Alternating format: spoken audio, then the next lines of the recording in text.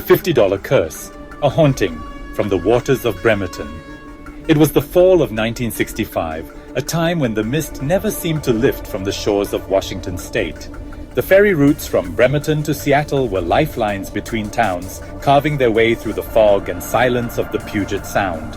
Tim's grandmother, let's call her Evelyn, was a sturdy woman in her early 40s, a widow, quiet, independent, with soft eyes that had already seen too much war and loss.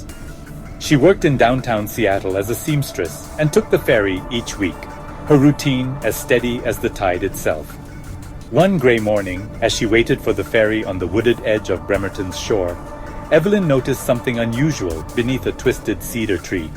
It was quiet, eerily so. No birdsong, no footsteps, just the soft lap of the tide. There, nestled beneath the tangled roots of the tree, was a $50 bill, damp from the morning dew, fluttering ever so slightly in the breeze. Scattered nearby were a few curious objects, a polished stone, a red string, and a tiny carved figure made of bone. Something about them was unsettling. She hesitated, but $50 was a lot of money back then, enough for 2 weeks of groceries. She reached down, snatched up the bill, brushed it off, and slipped it into her coat pocket. She never picked up the other items. That night, Evelyn returned home and prepared her usual tea. But before she could sit, a sharp pain twisted in her lower stomach. She brushed it off as something she ate, but the pain didn't stop. By morning, her abdomen had swollen. Her skin was pale, her strength draining. She was rushed to the local doctor, who examined her and gave a puzzled look. "There's fluid in your abdomen," he said. "We need to drain it, but I don't know why it's there." 1 liter, 2, then more. Every few days, the water returned, filling her belly like a tide that would not recede. Yet, tests showed nothing. No infection, no disease. The pain never left her. It felt unnatural, something deeper than the body, something older. Weeks passed. Evelyn's strength faded.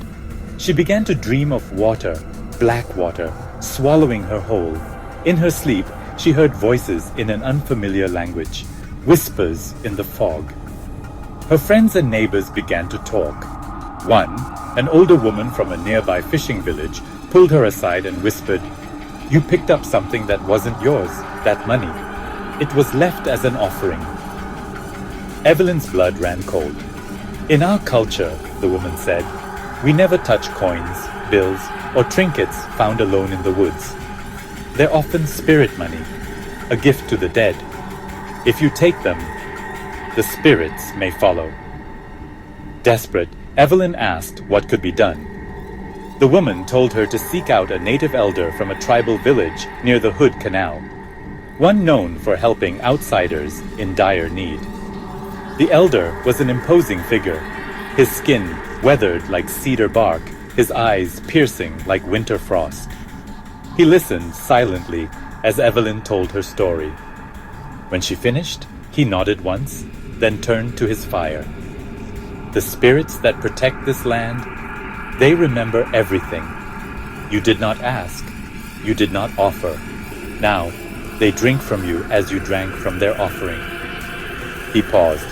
"If you want peace, you must give something back." The ritual he described was elaborate. 20 liters of wine, 6 hens, 100 eggs, all placed as an offering beneath the very same tree.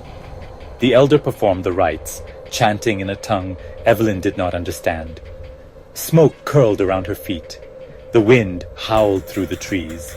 She swore she heard laughter, cold and distant from the shoreline. That night, Evelyn slept without pain for the first time in weeks.